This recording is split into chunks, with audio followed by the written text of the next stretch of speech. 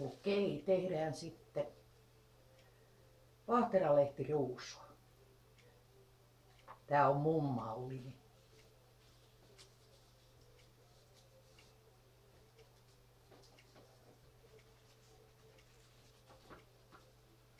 Ensimmäisen mä kierrän aika tiukkaan.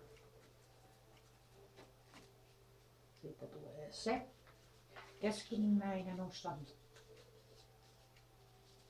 Mä taitan nää lehdet tähän laittaa. Tässä on montaa eri mallia. Toiset tekee toisella lailla. Mä oon tykästynyt tähän malliin. Nämä seuraavat mä teen sitten löysemmällä.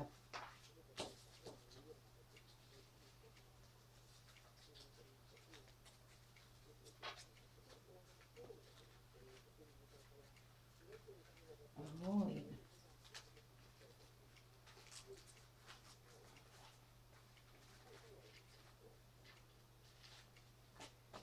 Näitä voi lehtiä laittaa sen verran minkä kokoisen ruusun haluaa.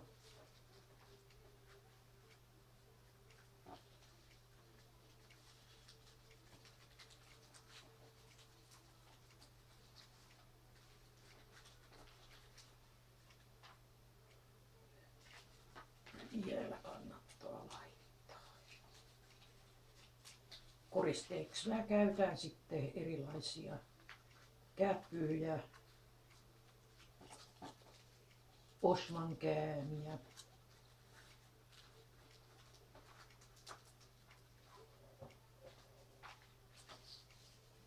kuivattuja hedelmiä voi käyttää koristelussa.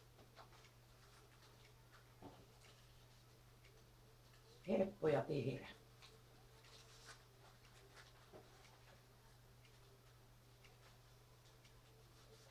No vielä yksi.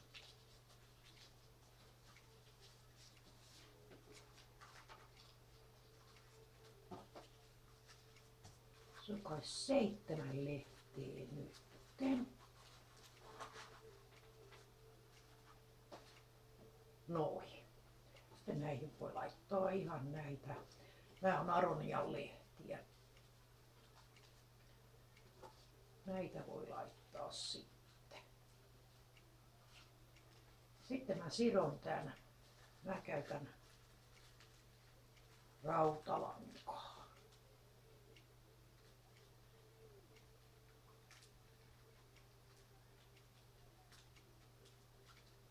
Mä sidon samalla nämä varret vähän, niin ne tulee sitten. Ne on helppo asettaa johonkin asetelmiin sitten. Noin. 7 lehteä on nyt tässä. Elikkä sen verran voi laittaa ja värejä löytyy nyt tänä syksynä ihan tarpeeksi. Elikkä tossa on nytten näitä mitä mä oon tehnyt ja tässä on osmankääneistä tehtyjä näitä ruusukkeita, käpyjä, jopa pellavaa. Tätä voi käyttää koristelussa. Ja tässä on nyt sitten valmis asetelma. Se on kuivattu appelsiini. Ei muuta kuin tekee ruusuja. Moi!